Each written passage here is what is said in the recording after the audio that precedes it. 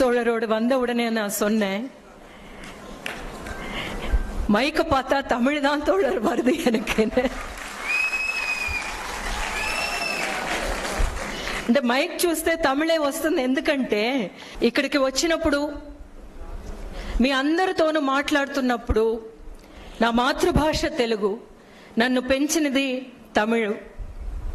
ఎందుకంటే నేను ఇక్కడికి వచ్చి ఇట్లా మాట్లాడుతున్నానంటే నా మైండ్ని ఈ ఒక పెద్ద ఆయుధంగా నన్ను మలిచింది అంటే మా తమిళనాడు. అంటే ఇక్కడున్నుంటే మన తెలుగు తల్లులు నన్ను ఇట్లాగే మలిచేవారు, అక్కడున్న తమిళ తల్లులు నన్ను మలిచారు. కానీ నాకు అదే టైంలోనూ నేను ఒక ఆర్టిస్ట్గా ఇలాంటి ఆర్టిస్ట్ అవ్వడానికి, ఈరోజు ప్రతి వాళ్ళు నన్ను చూస్తున్నప్పుడు అంటారు, మీరు మా కుటుంబంలో ఒక్కళ్ళలాగా ఉంటారు మీ సినిమా చూస్తుంటే అని. నాకు చాలా సంతోషం అనిపిస్తుంది. అలాంటి ఒక ఆర్టిస్ట్గా నన్ను మలిచింది మలయాళం సినిమా, మలయాళీస్. ఇక్కడ అలా అనుకుంటే భాష కాదు, ఏ ప్రాంతం అని కాదు, మనం ఇక్కడ కూర్చుని ఈ లోకంలో ఉన్న ప్రతి మనిషి కోసం మనం మాట్లాడుతున్నాము అనేది మాత్రమే. We speak for every human being who is born and who is worthy enough to live a dignified life. Vasuki தோழரோடு வந்த உடனே நான் சொன்னேன், மைக்க பார்த்தா தமிழ் தான் தோழர் வருது எனக்கு. అంటే మైక్ చూస్తే తమిళే వస్తుంది. ఎందుకంటే ఇలాంటి మైక్ నాకు ఇచ్చింది తమిళనాడు ఎక్కువగా ఇచ్చింది. యాక్షన్ అంటే తెలుగులో మాట్లాడతానేమో ఎక్కువ.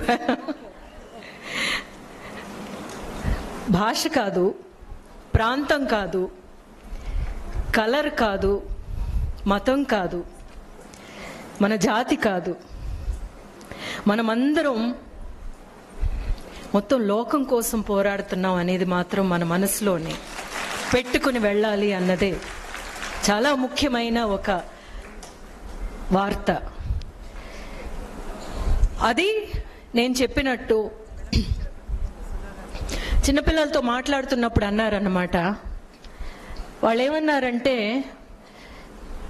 వాళ్ళ స్ట్రగుల్స్లో వాళ్ళు ఉన్నారు, సమాజం పైన చూడడానికి, సమాజం వైపు చూడడానికి ఒకటి వాళ్ళకి టైం ఉండటం లేదు, లేకపోతే వాళ్ళకి దానికి అవసరం ఉండటం లేదు అని చెప్పి. కానీ ఎవ్రీ హ్యూమన్ బీయింగ్ ఏదో ఒక టైంలోనూ they will face some kind of operation. ఆ ఆపరేషన్ని ఫైట్ చేయడానికి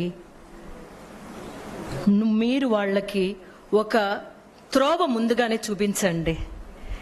ఆ త్రోవ ఎట్లా చూపిస్తున్నారు అనేది ఒక పుస్తకం ద్వారా కావచ్చు, ఒక పాట ద్వారా కావచ్చు, లేకపోతే వాళ్ళు ఏ జాబ్ చేయాలి అన్నది ఎంచుకునే ఒక దారి ద్వారా కావచ్చు.